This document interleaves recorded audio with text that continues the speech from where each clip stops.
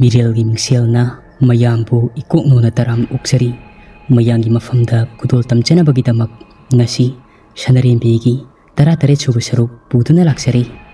Wari asigi mang oinana wari asibu ibirakpa Karnajit Laiton jamna mahak masagi oiba mood khara phongdokpirai. Aiba asigi mood asi hawjik mayam puna taminarasi.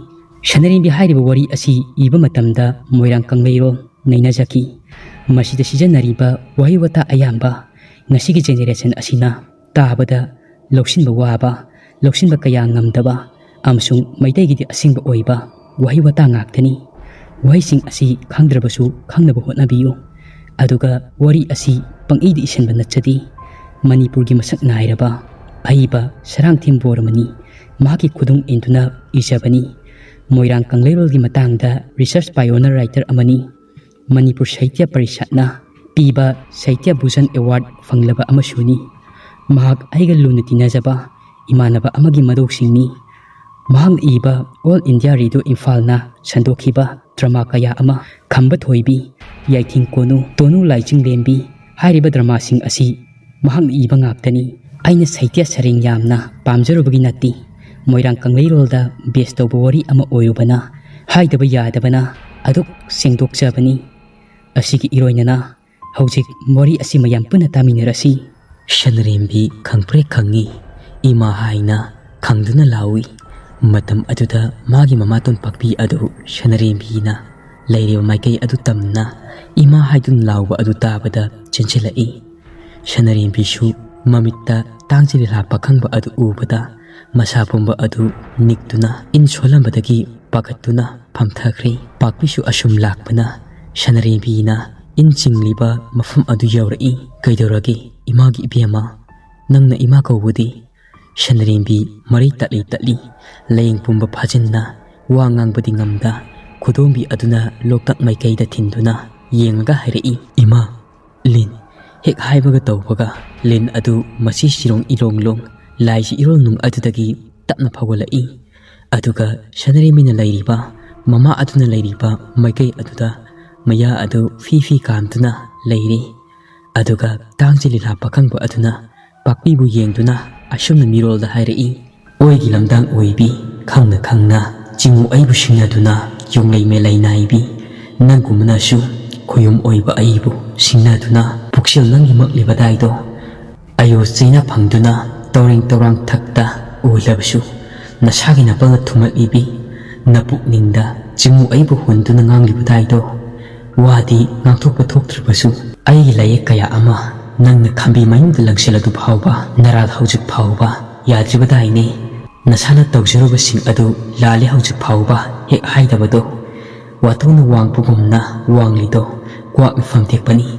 Jimu iti khangangi asi hairamlaga ibudo magi mamai adu telamba adu tapna sangdorai. Aduga mamai aduna fet laungna pakpi adugi khubom aduda kalami. Adumni hek tawbaga ibudo adu laisi irol nung aduda lukri. Sanarembi di karimata haibaga nang haudi kibana pakpi adu tinju laisuba haurai. Mamai aduna kalamba aduda pakpi lokta khongbal aduda seibi seitheng phangduna khongbal aduda tharo maro onba haurai. Masamo punba linmaku hubagumna mathak thangba unsagi saruksing adu hudokpa haurai. Masa adu asaba phaurai. Sanarembi na mamabu lokta khongbanda laikatnanaba honari. Pakpi ona thoina khanglamlaga khudak aduda thawai thakirami. Khudak adumaktada punsi pikhamnakri. Sanarembi mamabu konduna hikna kappi. Sanarembi mikap khangthok thoklai.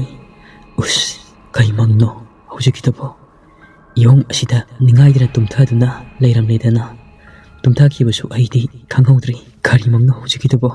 He singo khoyum nangna nungdam biramba phata nungdadi thohanbigano. Asomdan amuk kamdauri ahing nungyai isik hulakpa matam adumaktada mayomangi adu ningaidana adumak tumthari. Wakhal mayam ama charangnaraga tumthakibaga mahaki manakungda ahing nungyai adumaktada mai chakpa maibina sari chomjau paiba maibina leibau chenbagumna aduga asumna hairai. Handak mapoksigidi Sanarembibu ꯅꯪꯒꯤ ꯇꯥꯂꯣꯏꯁꯤꯡꯗ ꯆꯟꯕꯗꯤ ꯑꯣꯏꯊꯣꯛꯇꯕꯅꯤ ꯀꯤꯍꯣꯝ ꯍꯤ ꯑꯅꯤ ꯇꯣꯡꯕꯗ ꯊꯧꯁꯥꯗ꯭ꯔꯕ ꯅꯪꯅ ꯍꯤ ꯇꯔꯦꯠ ꯇꯣꯡꯒꯦ ꯀꯥꯏꯅꯁꯨ ꯊꯧꯔꯥꯡ ꯇꯧꯖꯔꯤꯕ ꯁꯥꯏꯌꯦ ꯃꯄꯣꯛ ꯇꯔꯦꯠ ꯈꯨꯗꯤꯡꯗ ꯁꯅꯔꯦꯝꯕꯤꯕꯨ ꯅꯪꯒꯤ ꯑꯣꯏꯕ ꯐꯪꯒꯅꯤ ꯈꯜꯂꯨꯅꯨ ꯑꯁꯨꯝꯅ ꯍꯥꯏꯔꯝꯂꯒ ꯂꯩꯕꯥꯎ ꯆꯦꯜꯂꯝꯕ ꯑꯗꯨ ꯇꯣꯛꯈ꯭ꯔꯦ ꯃꯥꯏꯕ ꯃꯪꯒꯤ ꯐꯨꯛ ꯍꯧꯒꯠꯂꯛꯏ ꯑꯍꯤꯡ ꯑꯗꯨꯗ ꯑꯗꯨꯒ ꯃꯁꯥ ꯑꯗꯨ ꯁꯥꯎꯅꯤꯡꯕꯅ ꯂꯣꯏꯔꯦ ꯄꯥꯝꯕꯩ ꯂꯩꯇ꯭ꯔꯕꯗ ꯂꯥꯅꯕ ꯊꯨꯡ ꯂꯩꯇ꯭ꯔꯕꯗ ꯑꯉꯥꯎꯕ ꯃꯤꯁꯛ ꯑꯃ ꯍꯥꯏꯕꯗꯨ ꯃꯍꯥꯛ ꯑꯣꯏꯔꯤ ꯑꯁꯣꯝꯗꯅ ꯃꯍꯥꯛꯅ ꯁꯅꯔꯦꯝꯕꯤꯕꯨ ꯂꯧꯗꯕ ꯌꯥꯗꯦ ꯍꯥꯏꯕꯒꯤ ꯋꯥꯈꯜꯅ ꯃꯥꯡ ꯊꯥꯈꯤꯗꯨꯅ ꯑꯍꯤꯡ ꯑꯗꯨꯗ ꯈꯣꯏꯔꯥꯡ ꯈꯣꯏꯁꯥꯎꯅ ꯃꯍꯥꯛꯀꯤ ꯂꯥꯏ ꯁꯅꯐꯝ ꯌꯦꯅꯈꯥ ꯑꯗꯨꯗ ꯈꯤꯟꯕ ꯈꯔꯨꯡ ꯑꯆꯧꯕ ꯂꯩꯕ ꯑꯗꯣꯝꯗ ꯑꯃꯨꯛ ꯂꯥꯛꯏ ꯑꯗꯨꯒ ꯈꯔꯨꯡ ꯑꯗꯨ ꯃꯀꯨꯝ ꯍꯥꯡꯗꯣꯛꯂꯒ ꯍꯌꯥꯏꯅꯨ ꯀꯧꯊꯣꯛꯀꯤ ꯅꯤꯡꯂꯛꯂꯗꯨꯅ ꯐꯤ ꯑꯆꯣꯠꯄ ꯁꯦꯠꯇꯨꯅ ꯑꯗꯨꯒ ꯃꯍꯥꯛꯅ ꯍꯦꯛ ꯆꯪꯁꯤꯟꯕꯒ ꯈꯔꯨꯡ ꯑꯗꯨꯗꯤ ꯃꯁꯥ ꯃꯊꯟꯇ ꯃꯀꯨꯝ ꯍꯥꯡꯗꯣꯛꯆꯗꯨꯅ ꯂꯩꯔꯝꯃꯤ ꯃꯗꯨ ꯎꯔꯨꯕꯗ ꯃꯥꯌꯥꯃꯪꯒꯤ ꯈꯧꯇꯛ ꯆꯥꯈ꯭ꯔꯦ ꯃꯆꯤꯟꯗ ꯂꯥꯏꯔꯣꯟ ꯁꯣꯟꯗꯨꯅ ꯍꯌꯥꯏꯅꯨ ꯀꯧꯊꯣꯛꯄꯁꯨ ꯍꯌꯥꯏꯅꯨ ꯊꯣꯛꯂꯛꯇ꯭ꯔꯤ ꯍꯌꯥꯏꯅꯨ ꯑꯃꯝꯕ ꯑꯍꯤꯡ ꯑꯗꯨꯗ ꯃꯥꯡꯈ꯭ꯔꯦ ꯑꯁꯣꯝꯗꯅ ꯀꯝꯗꯧꯔꯤ ꯋꯥꯔꯨꯕꯤ ꯅꯨꯡꯉꯥꯏꯕ ꯋꯥꯈꯜ ꯑꯃꯗ ꯑꯍꯤꯡ ꯈꯣꯝꯂꯦꯟ ꯑꯗꯨ ꯌꯥꯇꯥꯔꯤ ꯀꯔꯣꯝꯗꯒꯤꯅꯣ ꯈꯪꯍꯧꯗꯦ ꯋꯥꯔꯨꯕꯤꯒꯤ ꯀꯥꯡꯈ ꯃꯈꯥ ꯑꯗꯨꯗꯒꯤ ꯅꯆꯟ ꯑꯃ ꯖꯤꯔꯤ ꯖꯤꯔꯤ ꯃꯍꯥꯛꯀꯤ ꯀꯥꯡꯊꯣꯟ ꯇꯝꯅ ꯀꯥꯈꯠꯂꯛꯏ ꯑꯗꯨꯒ ꯅꯆꯟ ꯑꯗꯨꯅ ꯃꯍꯥꯛꯅ ꯍꯤꯞꯂꯤꯕ ꯀꯥꯡꯈꯜ ꯑꯗꯨꯒꯤ ꯑꯍꯣꯕ ꯃꯆꯥ ꯑꯗꯨꯗ ꯐꯠ ꯂꯥꯎꯅ ꯂꯤꯁꯤꯜꯂꯛꯂꯒ ꯋꯥꯔꯨꯕꯤꯅ ꯍꯤꯞꯂꯤꯕ ꯃꯣꯂꯥꯡ ꯃꯄꯥ ꯑꯗꯨꯗ ꯇꯞꯅ ꯆꯪꯁꯤꯜꯂꯛꯏ ꯑꯗꯨꯒ ꯅꯆꯟ ꯑꯗꯨꯅ ꯅꯤꯡꯉꯥꯏꯗꯅ ꯇꯨꯝꯂꯤꯕꯤ ꯋꯥꯔꯨꯕꯤꯒꯤ ꯅꯥꯀꯣꯡ ꯃꯅꯨꯡ ꯑꯗꯨꯗ ꯆꯪꯈ꯭ꯔꯦ ꯅꯆꯟ ꯑꯗꯨꯅ ꯑꯗꯨꯝꯅ ꯆꯪꯈꯤꯕ ꯑꯗꯨ ꯅꯤꯡꯉꯥꯏꯗꯅ ꯇꯨꯝꯂꯤꯕꯤ ꯋꯥꯔꯨꯕꯤꯗꯤ ꯀꯔꯤꯁꯨ ꯈꯪꯂꯝꯗꯦ ꯂꯥꯏꯒꯤ ꯃꯇꯤꯛ ꯂꯩꯕ ꯅꯆꯟꯅꯤ ꯐꯠꯇꯕ ꯂꯥꯏꯅ ꯑꯣꯟꯕꯅꯤ ꯑꯗꯨꯝꯅ ꯂꯥꯏ ꯐꯠꯇꯕꯅ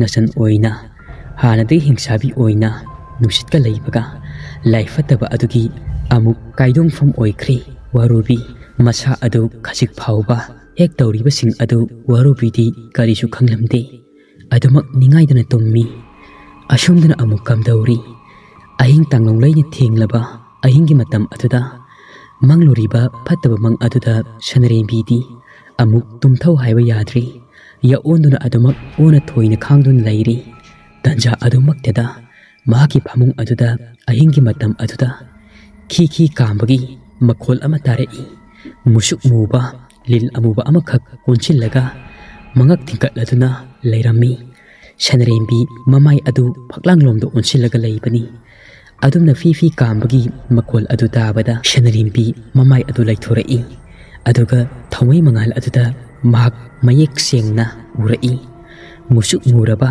ꯂꯤꯟ ꯑꯃ ꯐꯤ ꯐꯤ ꯀꯥꯝꯗꯨꯅ ꯂꯩꯕ ꯑꯗꯨ ꯁꯅꯔꯦꯝꯕꯤ ꯀꯥꯡꯈꯜ ꯃꯅꯨꯡ ꯑꯗꯨꯗ ꯂꯤꯟ ꯑꯗꯨꯕꯨ ꯌꯦꯡꯗꯨꯅ ꯂꯩ ꯃꯁꯥ ꯑꯗꯨ ꯊꯛ ꯊꯛ ꯅꯤꯛꯇꯨꯅ ꯇꯧꯐꯝ ꯑꯃ ꯈꯪꯗ꯭ꯔꯤ ꯂꯤꯟ ꯑꯃꯨꯕ ꯑꯗꯨꯅ ꯑꯗꯨꯝꯅ ꯐꯤ ꯐꯤ ꯀꯥꯝꯗꯨꯅ ꯂꯩꯕ ꯑꯗꯨꯗ ꯂꯋꯥꯏ ꯂꯨꯇꯣꯟ ꯁꯥꯠꯂꯤ ꯋꯥ ꯉꯥꯡꯕ ꯊꯣꯛꯈꯤꯗ꯭ꯔꯤ ꯂꯤꯟ ꯑꯗꯨ ꯈꯖꯤꯛ ꯈꯖꯤꯛꯇꯒꯤ ꯂꯦꯡꯉꯛꯏ ꯑꯗꯨꯒ ꯃꯍꯥꯛꯅ ꯍꯤꯞꯂꯤꯕ ꯀꯥꯡꯊꯣꯜ ꯑꯗꯨꯒꯤ ꯃꯈꯣꯡꯗ ꯖꯤꯔꯤ ꯖꯤꯔꯤ ꯀꯥꯈꯠꯂꯛꯏ ꯑꯗꯨꯒ ꯀꯥꯡꯈꯜ ꯃꯊꯛꯇ ꯐꯤ ꯐꯤ ꯀꯥꯝꯗꯨꯅ ꯂꯤꯟ ꯑꯃꯨꯕ ꯑꯗꯨ ꯃꯔꯩ ꯃꯔꯩ ꯇꯥꯗꯨꯅ ꯃꯔꯩ ꯑꯗꯨ ꯁꯥꯡꯗꯣꯛꯂꯒ ꯁꯅꯔꯦꯝꯕꯤ ꯇꯝꯅ ꯑꯣꯟꯁꯤꯜꯂꯒ ꯆꯤꯛꯀꯗꯕꯒꯤ ꯇꯧꯔꯤ ꯂꯤꯟ ꯑꯗꯨꯅ ꯇꯧꯕ ꯑꯗꯨꯗ ꯃꯍꯥꯛ ꯀꯥꯡꯈꯜ ꯃꯅꯨꯡ ꯑꯗꯨꯗ ꯀꯣꯏꯂꯩ ꯂꯩꯗꯨꯅ ꯃꯁꯥ ꯉꯥꯛꯊꯣꯛꯅꯕ ꯍꯣꯠꯅꯖꯔꯤ ꯃꯍꯥꯛꯅ ꯃꯣꯟꯈꯥꯡꯅꯔꯤꯕ ꯃꯣꯂꯥꯡ ꯑꯗꯨꯅ ꯂꯤꯟ ꯑꯗꯨꯒꯤ ꯃꯥꯏꯀꯩ ꯇꯝꯅ ꯀꯟꯊꯣꯛ ꯀꯟꯁꯤꯟ ꯇꯧꯔꯤ ꯂꯤꯟ ꯑꯗꯨꯁꯨ ꯁꯅꯔꯦꯝꯕꯤꯗ ꯆꯤꯛꯀꯗꯕꯒꯤ ꯑꯉꯝ ꯇꯥꯜꯂꯛꯏ ꯀꯥꯡꯈꯜ ꯑꯗꯨ ꯍꯥꯏꯗꯣꯛꯂꯒ ꯃꯍꯥꯛ ꯐꯃꯨꯡ ꯑꯗꯨꯗꯒꯤ ꯆꯦꯟꯊꯣꯔꯛꯂꯒꯦ ꯍꯥꯏꯕꯁꯨ ꯃꯍꯥꯛ ꯉꯝꯂꯝꯗꯦ ꯃꯁꯥ ꯑꯗꯨ ꯏꯁꯣꯟ ꯁꯣꯟꯊꯔꯤ ꯁꯅꯔꯦꯝꯕꯤ ꯃꯆꯤꯟꯗ ꯂꯥꯎꯔꯛꯏ ꯃꯣꯔꯥꯝꯕ ꯏꯆꯦꯒꯤ ꯃꯣꯔꯥꯝꯕ ꯇꯥꯔꯤꯕ꯭ꯔꯣ ꯅꯪꯕꯨ ꯏꯆꯦꯅ ꯀꯧꯕꯁꯤ ꯇꯥꯔꯕꯗꯤ ꯈꯣꯝꯂꯦꯟ ꯃꯤꯀꯞ ꯊꯣꯛꯑꯒꯕ ꯏꯆꯦꯒꯤ ꯐꯝꯗ ꯂꯤꯟ ꯑꯃ ꯆꯪꯉꯛꯏ ꯏꯆꯦꯕꯨ ꯂꯤꯟꯅ ꯆꯤꯛꯀꯗꯕꯒꯤ ꯇꯧꯔꯤ ꯅꯈꯨꯠꯁꯨ ꯆꯥꯕ ꯈꯨꯠꯂꯥꯏ ꯑꯃ ꯄꯣꯔꯛꯎ ꯑꯗꯨꯒ ꯉꯁꯤ ꯑꯩꯕꯨ ꯂꯤꯟ ꯑꯁꯤꯒꯤ ꯃꯈꯨꯠꯇꯒꯤ ꯀꯜꯂꯨ ꯂꯥꯛꯑꯣ ꯃꯣꯔꯥꯝꯕ ꯁꯅꯔꯦꯝꯕꯤ ꯍꯤꯛꯅ ꯍꯤꯛꯅ ꯀꯞꯇꯨꯅ ꯃꯧꯄ꯭ꯋꯥ ꯅꯨꯄꯥꯕꯨ ꯀꯧꯏ ꯂꯤꯟ ꯑꯗꯨꯗꯒꯤ ꯃꯁꯥ ꯉꯥꯛꯊꯣꯛꯅꯕ ꯍꯣꯠꯅꯕꯗ ꯃꯍꯥꯛ ꯃꯐꯝ ꯃꯔꯥꯡ ꯑꯃꯠꯇ ꯈꯪꯈꯤꯗ꯭ꯔꯤ ꯑꯗꯨꯃꯛ ꯃꯤꯠꯂꯨ ꯄꯤꯔꯥꯡ ꯏꯍꯧꯔꯦ ꯂꯤꯟ ꯑꯗꯨꯗꯒꯤ ꯀꯟꯖꯅꯕ ꯍꯣꯠꯅꯔꯤ ꯃꯣꯔꯥꯝꯕꯗꯤ ꯅꯤꯡꯉꯥꯏꯗ ꯇꯨꯝꯊꯕꯗꯒꯤ ꯃꯁꯤꯅ ꯑꯍꯤꯡꯗ ꯀꯧꯔꯤꯕ ꯑꯗꯨ ꯇꯥꯗꯕꯗꯒꯤ ꯀꯩꯗꯧꯕ ꯌꯥꯎꯔꯕꯅꯣ ꯀꯔꯤ ꯑꯋꯥꯐꯝꯗ ꯇꯥꯔꯕꯅꯣ ꯍꯥꯏꯗꯨꯅ ꯃꯁꯥ ꯑꯗꯨ ꯌꯥꯝꯅ ꯐꯤꯡꯅ ꯍꯧꯒꯠꯂꯛꯏ ꯑꯗꯨꯒ ꯃꯆꯦꯅ ꯍꯤꯞꯂꯤꯕ ꯀꯥ ꯑꯗꯣꯝꯗ ꯆꯪꯉꯛꯏ ꯃꯍꯥꯛꯅ ꯊꯣꯡꯖꯤꯟ ꯍꯦꯛ ꯀꯥꯡꯁꯤꯜꯂꯛꯄꯒ ꯇꯧꯔꯝꯂꯤꯕ ꯐꯤꯕꯝ ꯑꯗꯨ ꯎꯔꯤ ꯂꯤꯟ ꯑꯗꯨꯅ ꯀꯥꯡꯒꯜ ꯃꯊꯛ ꯑꯗꯨꯗ ꯑꯣꯟꯅ ꯊꯣꯏꯅ ꯐꯤ ꯐꯤ ꯀꯥꯝꯗꯨꯅ ꯂꯩꯕ ꯑꯗꯨ ꯎꯕꯗ ꯃꯣꯔꯥꯝꯕ ꯃꯗꯨꯒꯤ ꯀꯥꯗ ꯆꯦꯟꯁꯤꯟꯈ꯭ꯔꯒ ꯃꯗꯧꯅ ꯁꯤꯖꯤꯟꯅꯔꯝꯕ ꯐꯖꯈ꯭ꯔꯕ ꯂꯤꯆꯩ ꯑꯗꯨ ꯂꯧꯊꯣꯛꯂꯨꯔꯒ ꯃꯁꯤꯒꯤ ꯀꯥ ꯇꯝꯅ ꯆꯦꯟꯁꯤꯜꯂꯛꯏ ꯑꯗꯨꯒ ꯆꯩꯁꯨ ꯑꯗꯨ ꯆꯦꯠꯅ ꯄꯥꯏꯗꯨꯅ ꯂꯤꯜ ꯑꯗꯨꯕꯨ ꯀꯥꯡꯈꯜ ꯃꯊꯛ ꯑꯗꯨꯗꯒꯤ ꯀꯣꯊꯔꯛꯏ ꯂꯤꯜ ꯑꯗꯨꯁꯨ ꯐꯤ ꯐꯤ ꯀꯥꯝꯃꯤ ꯁꯅꯔꯦꯝꯕꯤꯗ ꯇꯝꯂꯤꯉꯩꯗ ꯆꯩꯁꯨ ꯑꯗꯨꯅ ꯑꯗꯨꯝꯅ ꯀꯣꯠꯂꯒ ꯂꯩꯃꯥꯏ ꯑꯗꯨꯗ ꯂꯪꯊꯔꯛꯄ ꯑꯗꯨꯗ ꯂꯤꯜ ꯑꯗꯨ ꯄꯣꯞ ꯂꯥꯎꯅ ꯇꯥꯔꯤ ꯁꯅꯔꯦꯝꯕꯤ ꯈꯔ ꯁꯥꯐꯔꯤ ꯑꯗꯨꯕꯨ ꯐꯃꯨꯡ ꯃꯅꯨꯡ ꯑꯗꯨꯗ ꯀꯞꯇꯨꯅ ꯑꯗꯨꯃꯛ ꯂꯩꯔꯤ ꯂꯤꯜ ꯑꯗꯨꯅ ꯑꯃꯨꯛ ꯐꯤ ꯐꯤ ꯀꯥꯝꯗꯨꯅ ꯆꯩꯁꯨ ꯄꯥꯏꯔꯤꯕ ꯃꯣꯔꯥꯝꯕ ꯑꯗꯣꯝꯗ ꯑꯃꯨꯛ ꯆꯣꯡꯁꯤꯟꯈ꯭ꯔꯦ ꯑꯗꯨꯕꯨ ꯈꯨꯠꯄꯥꯏ ꯁꯦꯠꯅ ꯆꯩꯁꯨ ꯑꯗꯨ ꯄꯥꯏꯈꯤꯕꯅ ꯂꯤꯜ ꯑꯗꯨꯁꯨ ꯆꯩꯁꯨ ꯑꯗꯨ ꯎꯕꯗ ꯌꯥꯝꯅ ꯃꯁꯣꯡ ꯐꯜꯂꯝꯕ ꯑꯗꯨꯁꯨ ꯆꯩꯁꯨ ꯑꯗꯨꯒꯤ ꯃꯇꯤꯛ ꯃꯌꯥꯏꯅ ꯈꯔ ꯂꯥꯛꯁꯤꯜꯂꯤ ꯁꯅꯔꯦꯝꯕꯤꯅ ꯏꯕꯨꯡꯉꯣ ꯆꯦꯛꯁꯤꯜꯂꯨ ꯃꯗꯨ ꯇꯥꯡꯖꯤꯜꯂꯤꯅꯤ ꯅꯪꯒ ꯂꯦꯡꯒꯥꯅꯤ ꯍꯥꯏꯗꯨꯅ ꯄꯝꯕꯣꯝ ꯉꯥꯟꯅꯕꯗ ꯃꯇꯤꯛ ꯅꯠꯇꯦ ꯅꯃꯨ ꯇꯥꯏꯕꯪ ꯃꯤ ꯅꯠꯇꯦ ꯃꯍꯨ ꯄꯨꯕ ꯂꯤꯟꯅꯤ ꯆꯦꯛꯁꯤꯜꯂꯨꯒꯕ ꯅꯈꯨꯠꯇꯒꯤ ꯈꯨꯠꯂꯥꯏ ꯑꯗꯣ ꯊꯥꯍꯟꯒꯅꯨ ꯃꯣꯔꯥꯝꯕꯅ ꯋꯥꯔꯨꯅꯨ ꯏꯆꯦ ꯅꯧꯄꯥ ꯂꯩꯔꯤꯁꯤꯗꯤ ꯏꯆꯦꯒꯤꯗꯃꯛ ꯁꯤꯔꯒꯁꯤ ꯆꯪꯉꯒ ꯆꯪ ꯅꯨꯄꯥ ꯃꯆꯥ ꯅꯣꯡꯗꯝꯒꯤ ꯅꯣꯡꯃꯗ ꯄꯣꯛꯄ ꯃꯆꯥꯅꯤ ꯅꯤꯅꯤ ꯁꯤꯕ ꯍꯧꯅꯗꯦ ꯁꯅꯔꯦꯝꯕꯤ ꯃꯤꯠꯂꯨꯞ ꯄꯤꯔꯥꯡ ꯑꯗꯨ ꯆꯤꯟꯊꯔꯝꯕꯗꯒꯤ ꯈꯣꯡꯆꯦꯠ ꯃꯆꯤ ꯂꯥꯡꯈ꯭ꯔꯦ ꯑꯗꯨꯒ ꯐꯃꯨꯡ ꯑꯗꯨꯗꯒꯤ ꯃꯧꯄꯥ ꯅꯨꯄꯥꯒꯤ ꯃꯊꯧꯅ ꯃꯔꯤꯡꯖꯦꯜ ꯑꯗꯨ ꯎꯔꯨꯕꯗ ꯃꯥꯒꯤ ꯁꯥꯃ ꯄꯥꯡꯒꯜ ꯍꯥꯞꯈ꯭ꯔꯦ ꯃꯧꯄꯥ ꯅꯨꯄꯥꯒꯤ ꯁꯥꯃ ꯃꯇꯦꯡ ꯄꯥꯡꯒꯦ ꯈꯟꯗꯨꯅ ꯁꯅꯔꯦꯝꯕꯤꯒꯤ ꯊꯧꯅꯥ ꯍꯦꯟꯖꯤꯜꯂꯛꯏ ꯐꯃꯨꯡ ꯑꯗꯨꯗꯒꯤ ꯐꯜ ꯂꯥꯎꯅ ꯆꯣꯡꯊꯔꯛꯂꯒ ꯑꯗꯨꯒ ꯃꯈꯨꯠꯁꯨ ꯆꯥꯕ ꯆꯤꯡꯂꯩꯕꯥꯛ ꯑꯃ ꯆꯥꯛꯈꯨꯝ ꯇꯥꯅ ꯆꯦꯟꯁꯤꯜꯂꯒ ꯂꯧꯔꯨꯔꯦ ꯂꯤꯜ ꯑꯗꯨꯅ ꯁꯅꯔꯦꯝꯕꯤꯅ ꯆꯥꯛꯈꯨꯝꯂꯣꯝꯗ ꯆꯠꯄ ꯑꯗꯨ ꯆꯤꯛꯀꯦ ꯇꯧꯕꯁꯨ ꯃꯧꯄꯥ ꯅꯤꯄꯥꯅ ꯊꯠꯈꯤꯕꯅ ꯉꯝꯍꯧꯗ꯭ꯔꯤ ꯃꯆꯤꯟ ꯃꯄꯥ ꯑꯅꯤ ꯑꯗꯨ ꯆꯪꯗꯨꯅ ꯑꯃꯨꯕ ꯂꯤꯟ ꯑꯗꯨꯒ ꯃꯨꯛꯅꯕ ꯍꯧꯔꯛꯏ ꯂꯤꯜ ꯑꯗꯨꯅ ꯃꯁꯨꯡ ꯐꯟꯖꯔꯕꯁꯨ ꯁꯥꯎ ꯐꯕ ꯃꯣꯔꯥꯝꯕꯅꯤ ꯁꯔꯤꯠ ꯁꯔꯥ ꯃꯨꯛꯅ ꯍꯩꯕꯅ ꯉꯁꯤꯗꯤ ꯃꯍꯥꯛ ꯁꯥꯃ ꯄꯥꯡꯒꯜ ꯄꯨꯊꯣꯛꯇꯨꯅ ꯂꯤꯜ ꯑꯗꯨꯒ ꯃꯨꯛꯅꯕꯁꯨ ꯉꯝꯂꯦ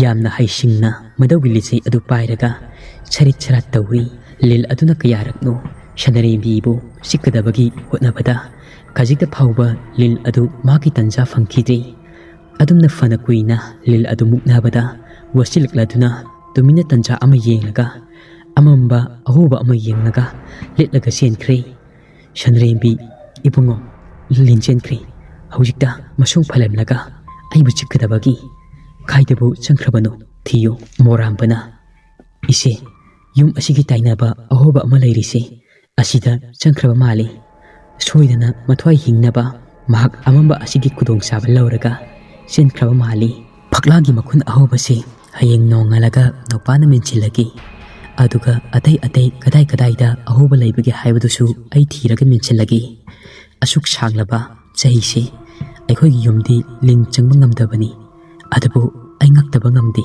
ꯉꯁꯤꯒꯤ ꯊꯧꯗꯣꯛ ꯑꯁꯤꯃꯗꯤ ꯀꯗꯥꯏꯗꯒꯤꯅꯣ ꯂꯤꯟ ꯑꯁꯤꯅ ꯆꯪꯂꯛꯂꯤꯕꯁꯤꯕꯨ ꯏꯆꯦ ꯁꯅꯔꯦꯝꯕꯤꯁꯨ ꯆꯃꯝꯅꯩ ꯑꯗꯨꯕꯨ ꯃꯆꯤꯟ ꯃꯧꯄꯥ ꯑꯗꯨ ꯇꯨꯝꯊꯅꯕ ꯍꯣꯠꯅꯔꯦ ꯑꯗꯨꯕꯨ ꯇꯨꯝꯊꯕ ꯌꯥꯗ꯭ꯔꯤ ꯊꯣꯛꯈꯤꯕ ꯊꯧꯗꯣꯛ ꯑꯗꯨꯅ ꯃꯔꯝ ꯑꯣꯏꯔꯒ ꯁꯅꯔꯦꯝꯕꯤ ꯃꯆꯤꯟ ꯃꯧꯄꯥ ꯑꯗꯨ ꯇꯨꯃꯤꯟꯅ ꯐꯝꯗꯨꯅ ꯂꯩꯔꯤ ꯀꯩꯔꯩ ꯌꯦꯟꯁꯨ ꯈꯣꯡꯕ ꯍꯧꯔꯛꯏ ꯅꯣꯡꯉꯥꯜꯂꯝꯗꯥꯏ ꯁꯖꯤꯛ ꯊꯕꯥꯁꯨ ꯁꯤꯅꯕ ꯍꯧꯔꯛꯏ ꯑꯁꯣꯝꯗꯅ ꯉꯁꯥꯏꯗꯒꯤ ꯂꯤꯟ ꯑꯗꯨ ꯑꯍꯣꯕ ꯑꯃ ꯑꯗꯨꯗꯒꯤ ꯂꯤꯊꯣꯔꯛꯂꯒ ꯃꯐꯝ ꯆꯥꯕ ꯑꯃꯗ ꯅꯨꯄꯤ ꯑꯃꯒꯤ ꯁꯛꯇꯝꯗ ꯑꯣꯟꯊꯣꯔꯛꯏ ꯑꯣꯟꯊꯣꯔꯛꯂꯤꯕ ꯁꯛꯇꯝ ꯑꯗꯨ ꯂꯥꯏꯔꯦꯝꯕꯤ ꯐꯠꯇꯕꯤ ꯍꯌꯥꯏꯅꯨꯅꯤ ꯑꯁꯣꯝꯗꯅ ꯃꯥꯏꯕ ꯃꯪꯒꯤꯅ ꯃꯥꯡꯈ꯭ꯔꯤ ꯍꯥꯏꯗꯨꯅ ꯊꯤꯔꯤꯕ ꯍꯌꯥꯏꯅꯨ ꯌꯥꯝꯅ ꯁꯥꯎꯅꯤꯡꯂꯝꯃꯤ ꯁꯅꯔꯦꯝꯕꯤꯕꯨ ꯆꯤꯛꯄ ꯐꯪꯍꯧꯗꯕꯒꯤ ꯍꯌꯥꯏꯅꯨꯅ ꯂꯛꯆꯩꯗ ꯈꯖꯤꯛꯇꯗ ꯑꯩꯅ ꯇꯥꯡꯖꯤꯜ ꯑꯣꯜꯂꯒ ꯃꯊ꯭ꯋꯥꯏ ꯃꯆꯥꯁꯦ ꯂꯧꯒꯤ ꯍꯣꯠꯅꯕꯁꯨ ꯑꯔꯦꯝꯕꯗ ꯇꯥꯔꯤ ꯈꯪꯒꯗꯕꯅꯤꯀꯣ ꯅꯧꯄꯥ ꯅꯨꯄꯥ ꯑꯗꯨꯅ ꯂꯥꯛꯂꯝꯗ꯭ꯔꯕꯗꯤ ꯉꯁꯥꯏꯅ ꯂꯝꯕꯦꯜ ꯑꯁꯤ ꯇꯥꯅ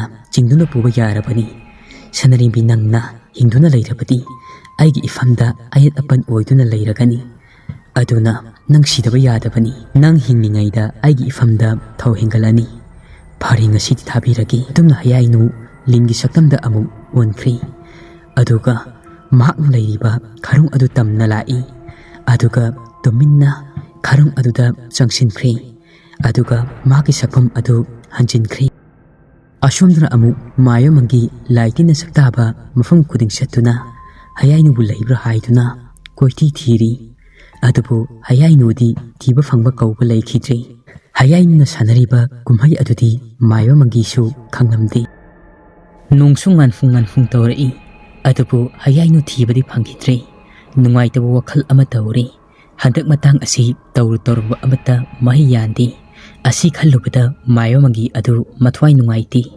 Nongsu ngalakadorabani mina ukiba thoklabadi fajafam leiti. Aduna mayum yaunaba mahak lai. Aduga tuminna mahaki ka aduda changduna hippi. Haujik hayainu adu kharung manung aduda yataduna laikre haibadi mayomangi su khanglamdi.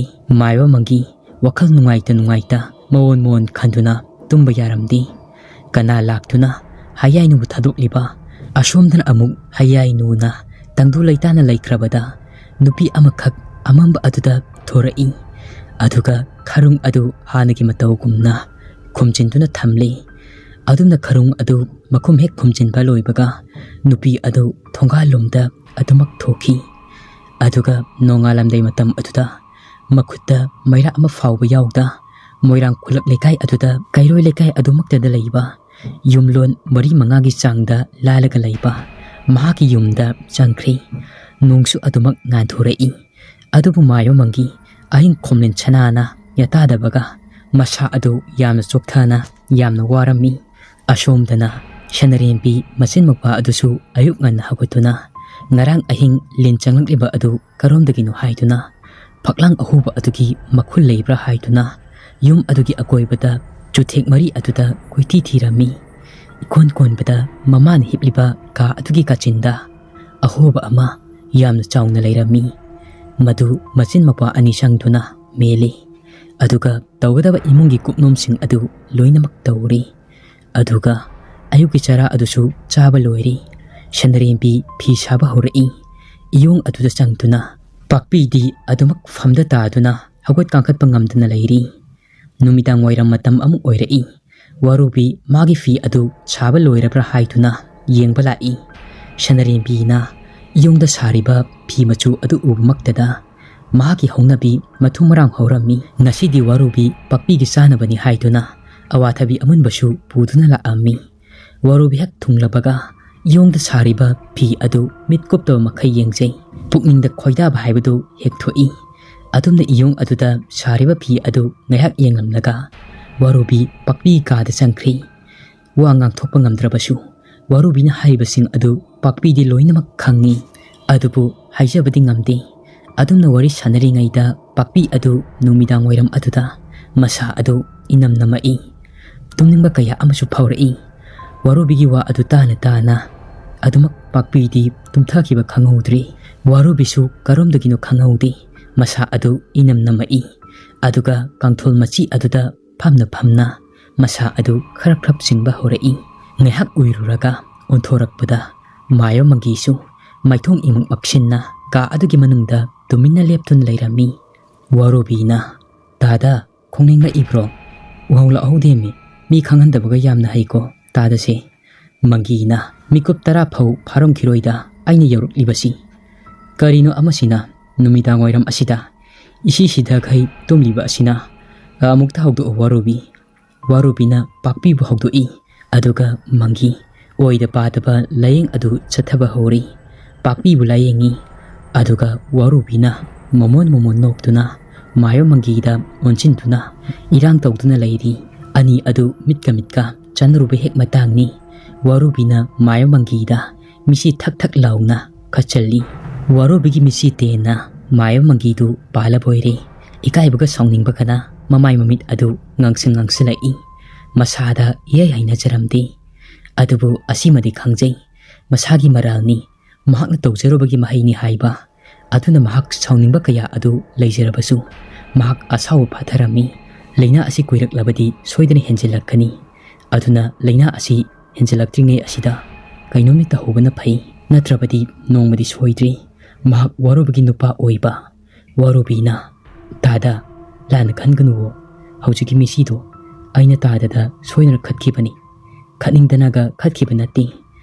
Mitatin ama changkiba aduna ni tada warubigi mawung matau aduda mayomangi kuinaga famduna leiba ngamdri. Shanarembigi manakta changkhidri. Ngasidi mahak thuna hannaba thaurang tawi.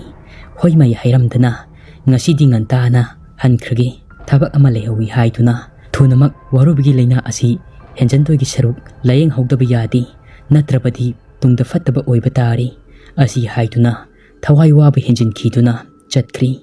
ꯀꯔꯤꯒꯨꯝꯕ ꯈꯔꯗꯤ ꯇꯧꯗꯕ ꯌꯥꯗꯦ ꯑꯁꯤ ꯍꯥꯏꯕꯒꯤ ꯋꯥꯈꯜ ꯑꯃ ꯈꯜꯂꯝꯃꯤ꯫ ꯋꯥꯔꯨꯕꯤ ꯃꯥꯌꯣꯃꯪꯒꯤꯅ ꯆꯠꯈꯤꯕ ꯃꯥꯏꯀꯩ ꯑꯗꯨꯗ ꯈꯨꯅꯤꯡ ꯀꯥꯡꯗꯨꯅ ꯌꯦꯡꯍꯧꯏ꯫ ꯅꯨꯡꯁꯨꯛ ꯅꯨꯡꯁꯥꯅꯅ ꯃꯥꯌꯣꯃꯪꯒꯤꯁꯨ ꯏꯀꯥꯏ ꯅꯨꯡꯁꯤ ꯌꯥꯅꯈ꯭ꯔꯤ꯫ ꯃꯁꯤꯗꯤ ꯃꯊꯥ ꯑꯃꯅꯤ, ꯁꯣꯏꯗ꯭ꯔꯤ, ꯅꯝꯂꯩ ꯂꯩꯕ ꯁꯣꯏꯗ꯭ꯔꯤ꯫ ꯑꯗꯨꯅ ꯃꯍꯥꯛ ꯉꯁꯤꯒꯤ ꯑꯍꯤꯡ ꯑꯁꯤꯗ ꯐꯠꯇꯕ ꯂꯧꯁꯤꯡꯗ ꯍꯦꯟꯊꯣꯏꯕꯤ ꯍꯌꯥꯏꯅꯨꯕꯨ ꯁꯤꯖꯤꯟꯅꯗꯨꯅ ꯋꯥꯔꯨꯕꯤꯕꯨ ꯃꯥꯡꯍꯟꯗꯕ ꯌꯥꯗꯦ꯫ ꯍꯥꯠꯄꯃꯛ ꯍꯥꯠꯇ꯭ꯔꯕꯁꯨ ꯋꯥꯈꯜ ꯆꯣꯏꯍꯜꯂꯒ ꯂꯦꯞꯂꯤ꯫ ꯑꯍꯤꯡ ꯇꯥꯡꯂꯧꯂꯩꯅ ꯊꯦꯡꯂꯕ ꯂꯥꯛꯄ ꯉꯥꯏꯗꯨꯅ ꯃꯥꯌꯣꯃꯪꯒꯤꯁꯨ ꯂꯩꯈ꯭ꯔꯤ꯫ ꯍꯥꯏꯅ ꯑꯍꯤꯡꯒꯤ ꯃꯇꯝ ꯑꯗꯨ ꯑꯣꯏꯔꯛꯏ꯫ ꯃꯥꯌꯣꯃꯪꯒꯤ ꯍꯟꯗꯛꯇꯤ ꯃꯁꯥꯗ ꯑꯁꯥꯎꯕ ꯑꯃ ꯊꯨꯃꯠꯈꯤꯕꯅ ꯍꯧꯖꯤꯛꯇꯤ ꯍꯦꯟꯅ ꯐꯠꯇꯕ ꯊꯕꯛ ꯑꯃ ꯇꯧꯔꯒ ꯂꯦꯞꯂꯤ꯫ ꯃꯈꯨꯠꯇ ꯃꯨꯕꯤꯋꯥ ꯃꯇꯥꯡ ꯇꯔꯦꯠꯅ ꯁꯥꯕ ꯇꯦꯟ ꯄꯥꯏꯗꯨꯅ ꯑꯃꯝꯕ ꯑꯗꯨꯗ ꯊꯣꯔꯛꯏ꯫ ꯍꯦꯛ ꯊꯣꯛꯂꯛꯄꯒ ꯌꯦꯅꯈꯥ ꯑꯗꯨꯋꯥꯏꯗ ꯈꯔꯨꯡ ꯊꯝꯂꯤꯕ ꯑꯗꯨ ꯇꯝꯅ ꯃꯥꯌꯣꯃꯪꯒꯤ ꯇꯦꯟꯗꯣꯡ ꯑꯗꯨꯗ ꯇꯦꯡꯒꯥ ꯊꯣꯡꯂꯒ ꯃꯆꯤꯟꯗ ꯂꯩꯔꯣꯟ ꯁꯣꯟꯗꯨꯅ ꯈꯔꯨꯡ ꯑꯗꯨꯒꯤ ꯃꯄꯥ ꯆꯞ ꯆꯥꯅ ꯀꯥꯞꯄꯛꯏ꯫ ꯈꯔꯨꯡ ꯑꯗꯨꯗ ꯇꯦꯟꯖꯩ ꯑꯗꯨꯅ ꯍꯦꯛ ꯄꯥꯟꯕꯒ ꯈꯔꯨꯡ ꯃꯅꯨꯡ ꯑꯗꯨꯗ ꯌꯥꯇꯥꯗꯨꯅ ꯂꯩꯔꯤꯕꯤ ꯍꯌꯥꯏꯅꯨ ꯇꯦꯟꯖꯩ ꯑꯗꯨꯒꯤ ꯆꯩꯅꯥ ꯑꯗꯨꯅ ꯄꯥꯟꯕꯗ ꯈꯥꯡꯕ ꯉꯝꯗ꯭ꯔꯗꯨꯅ ꯈꯔꯨꯡ ꯑꯗꯨꯕꯨ ꯈꯨꯝꯂꯤꯕ ꯃꯈꯨꯝ ꯑꯗꯨ ꯃꯊꯟꯇ ꯍꯥꯡꯗꯣꯛꯆꯔꯛꯂꯒ ꯆꯩꯅꯥꯈꯨꯜ ꯑꯗꯨꯅ ꯊꯣꯔꯛꯏ꯫ ꯍꯌꯥꯏꯅꯨꯅ ꯑꯗꯨꯝꯅ ꯑꯣꯟꯅ ꯊꯣꯏꯅ ꯆꯩꯅꯥ ꯈꯥꯡꯂꯒ ꯂꯩꯕ ꯑꯗꯨ ꯎꯕꯗ ꯃꯥꯌꯣꯃꯪꯒꯤ ꯌꯥꯝꯅ ꯁꯥꯎꯅ ꯃꯃꯥꯏ ꯃꯃꯤꯠ ꯑꯗꯨ ꯉꯛꯁꯪ ꯉꯥꯡꯅ ꯎꯟꯁꯤꯟꯗꯨꯅ ꯍꯥꯏꯔꯛꯏ, "ꯈꯪꯂꯕ꯭ꯔꯥ ꯍꯧꯖꯤꯛꯇꯤ? ꯆꯤꯟꯊꯤ ꯋꯥꯏꯊꯤꯕꯤ, ꯂꯩꯀꯨꯠ ꯂꯩꯔꯥꯏꯗ ꯆꯛꯇꯥꯕꯤ, ꯅꯪꯅꯒ ꯑꯩꯒꯤ ꯁꯅꯔꯦꯝꯕꯤꯕꯨ ꯊꯋꯥꯏ ꯃꯥꯡꯅꯕ ꯁꯤꯜꯂꯤꯕꯗꯣ ꯈꯪꯂꯣꯏ ꯍꯥꯏꯅ ꯈꯪꯕ꯭ꯔꯥ? ꯅꯪꯅ ꯇꯧꯕ ꯊꯕꯛ ꯑꯩꯅ ꯀꯔꯤꯒꯤ ꯈꯪꯂꯣꯏ?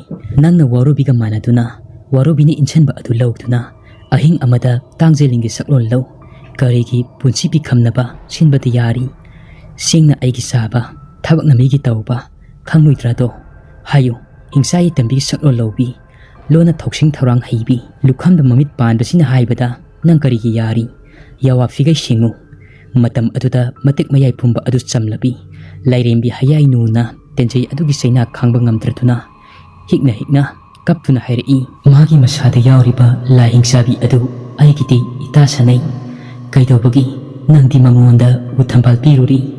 ꯍꯧꯖꯤꯛꯇꯤ ꯅꯪꯅ ꯄꯤꯔꯤꯕ ꯎꯊꯝꯕꯥꯜ ꯑꯗꯨꯒꯤ ꯃꯌꯥꯏꯅ ꯃꯁꯥꯗ ꯈꯪꯍꯟꯕ ꯐꯥꯎꯕ ꯍꯧꯔꯛꯏ꯫ ꯅꯪꯒꯤꯗꯃꯛ ꯃꯍꯥꯛꯅ ꯁꯅꯔꯦꯝꯕꯤꯕꯨ ꯅꯨꯡꯁꯤ ꯍꯥꯏꯕ ꯈꯪꯂꯕꯅꯤꯅ ꯍꯧꯖꯤꯛꯇꯤ ꯃꯍꯥꯛꯅ ꯅꯪꯕꯨ ꯐꯪꯅꯕꯒꯤꯗꯃꯛ ꯁꯅꯔꯦꯝꯕꯤꯕꯨ ꯄꯨꯟꯁꯤ ꯄꯤꯈꯝꯅꯕ ꯁꯤꯟꯕ ꯍꯧꯔꯛꯂꯦ꯫ ꯅꯪ ꯅꯁꯥꯅ ꯊꯥꯛꯆꯕ ꯂꯥꯡꯗꯣ ꯅꯁꯥꯅ ꯊꯟꯇ ꯊꯨꯖꯕꯅꯤ, ꯀꯥꯎꯔꯕ꯭ꯔꯥ?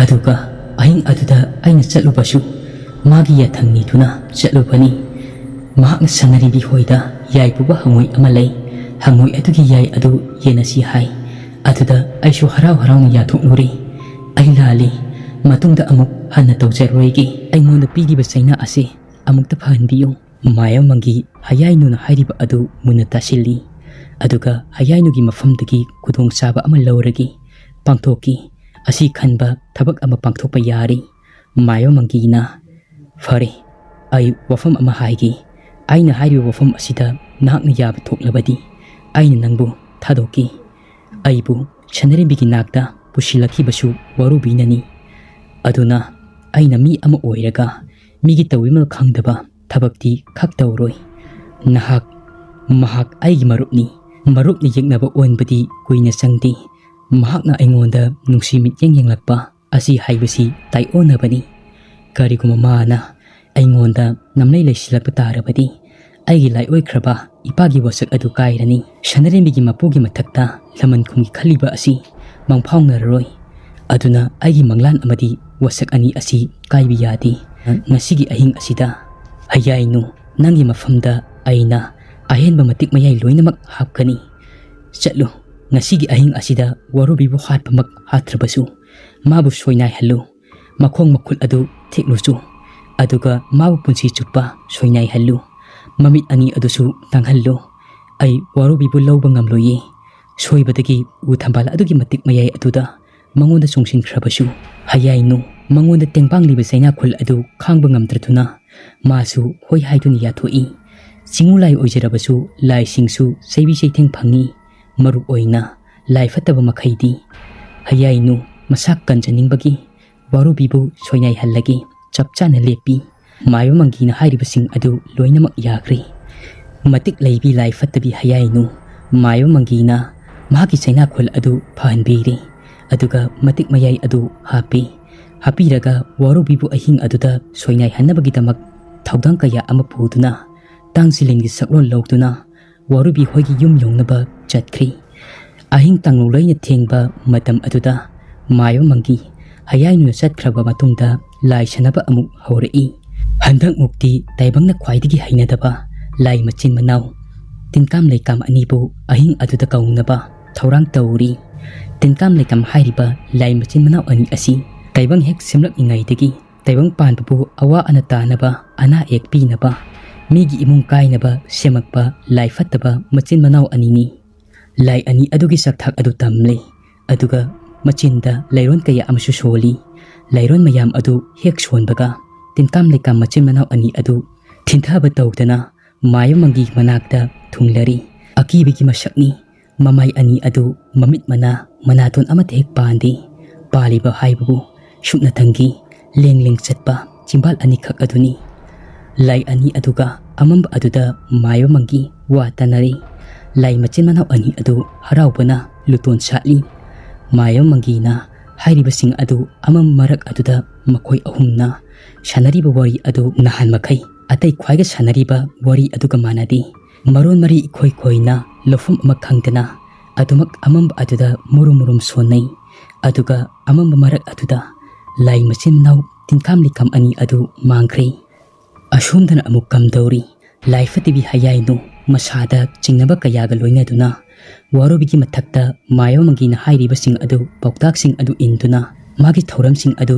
chathara sira lepli adubu lairimbi hayainu su ngehakti masa kanjanaba tawsina khibani tenjai adugi sena khul adudagi masa kanjanaba hayainu lawsing leibini awon chabini matam kayadagi lairimbi amagi matik mayai kayabu mayo mangi mapa angau dona sizinaba yaba sizinarab matungda lairimbi oijirabasu minai nai thangum lelai adubu ngasidi mahak maning tamhalle machinda ngahak hoi haijabatani mathamoi nungdadi yajakhidi mahak warubi nakti yaurai warubi amamba ahing aduda masamana ibhapa tumduna lairami ngasidi hayainu waikhu amagi saktam lawduna lai hayainu na aduna lakpada nachan ama warubigi nakong manung adudagi thorai thorakliba nachan asisu hingsabini mahaki masada yauksaba warubi mahaki masada yauriba hingsabi aduna nachan oina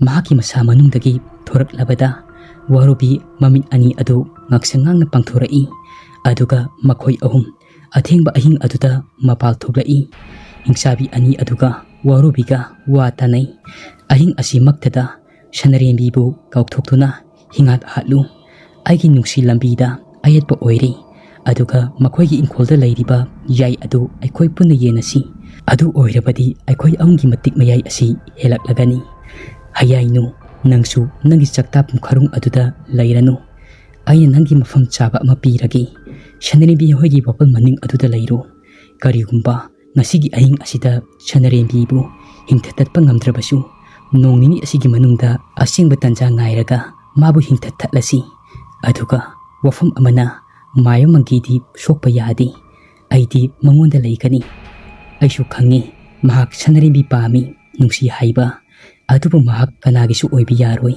ai khaptagini aduna shanarembini hingduna leiba haibasi aigi ifamda ayetpani silam sintha asi khara khonglei thujinna pangthoknaba hotnasi shanarembi sirabadi pakpi moramba loinamak mathang manaw naina hatpa yaragani aduga yaibuba hanghui adusu aikhoigi matam tanja aduda hayainu na hairi ngasigi hekta asumna aikoi ahum wasu sinaraga ngasi hekta shanarembi thawai lawba haibasi oithoktabani aduna aikoi tanja ama yengkhisi haujiki oinadi ai ngasidagi shanarembi hoigi inkolda sathuptuna mayamangi khangdanaba lotuna leiragi aduna ita anina mayamangida karam laishinchigi khanbiraro asumna makhoi ahum adu wa tanari asumdan amuk mayamangi ahing nongyai adu tumthaba yaramdi amamba ahing aduda kharung leiriyo mapa aduda tumina famduna hayainu halakpa ngairi adubu fana kuina ngaira fauba hayainu di halakhitri lai hingsabi oijirabasu lai nupini hayainu mayamangi mathamoida khali masi oire nupi oibiki thamoi ꯑꯩꯅ ꯆꯤꯡꯅꯔꯤꯕ ꯑꯁꯤ ꯑꯣꯏꯔꯒꯅꯤ꯫ ꯑꯩꯅ ꯄꯥꯡꯊꯣꯛꯎ ꯍꯥꯏꯕ ꯊꯕꯛꯇꯤ ꯁꯨꯡꯄꯥꯡ ꯄꯥꯡꯊꯣꯛꯇꯦ꯫ ꯃꯗꯨꯒꯤ ꯑꯣꯟꯅ ꯇꯩꯅꯕ ꯊꯕꯛ ꯑꯣꯏꯅ ꯍꯌꯥꯏꯅꯨꯅ ꯇꯧꯔꯤ꯫ ꯃꯥꯏꯕ ꯃꯪꯒꯤ ꯁꯥꯎꯅꯤꯡꯕꯅ ꯂꯣꯏꯔꯤ꯫ ꯃꯥꯒꯤ ꯍꯩꯁꯤꯡꯂꯕ ꯂꯩꯋꯥ ꯀꯌꯥꯅ ꯍꯌꯥꯏꯅꯨꯕꯨ ꯑꯃꯨꯛ ꯐꯥꯖꯤꯟꯅꯕ ꯍꯣꯠꯅꯔꯕꯁꯨ ꯍꯌꯥꯏꯅꯨ ꯊꯤꯕ ꯐꯪꯈꯤꯗ꯭ꯔꯤ꯫ ꯑꯆꯠꯆꯥ ꯂꯥꯛꯆꯩꯗ ꯈꯜꯂꯤ꯫ ꯄꯣꯟꯗꯒꯤ ꯅꯥꯟꯊꯣꯛꯈ꯭ꯔꯕ ꯆꯤꯛꯂꯥꯅꯤ, ꯑꯃꯨꯛ ꯍꯟꯖꯤꯜꯂꯛꯂꯔꯣꯏ꯫ ꯋꯥꯔꯤ ꯑꯁꯤꯒꯤ 13 ꯁꯨꯕ ꯁꯔꯨꯛ ꯃꯇꯥꯡꯁꯤꯗ ꯂꯣꯏꯖꯔꯤ꯫ ꯋꯥꯔꯤ ꯑꯁꯤ ꯄꯥꯊꯣꯛꯆꯕ ꯃꯇꯝꯗ ꯁꯣꯏꯈꯤ ꯂꯥꯟꯈꯤꯕ ꯌꯥꯎꯔꯕꯁꯨ ꯃꯌꯥꯝꯅ ꯉꯥꯛꯄꯤꯌꯨ꯫ ꯑꯁꯤꯒꯤ ꯏꯔꯣꯏꯅꯅ ꯃꯌꯥꯝꯅ ꯅꯨꯡꯁꯤꯕꯤꯗꯨꯅ ꯆꯦꯅꯦꯜ ꯑꯁꯤꯕꯨ ꯁꯕꯁꯀ꯭ꯔꯥꯏꯕ ꯇꯧꯗꯕꯁꯤꯡꯅ ꯁꯕꯁꯀ꯭ꯔꯥꯏꯕ ꯇꯧꯕꯤꯌꯨ꯫ ꯑꯗꯨꯒ ꯚꯤꯗꯤꯑꯣ ꯑꯁꯤꯕꯨ ꯂꯥꯏꯛ, ꯁꯦꯌꯔ ꯇꯧꯕꯤꯌꯨ꯫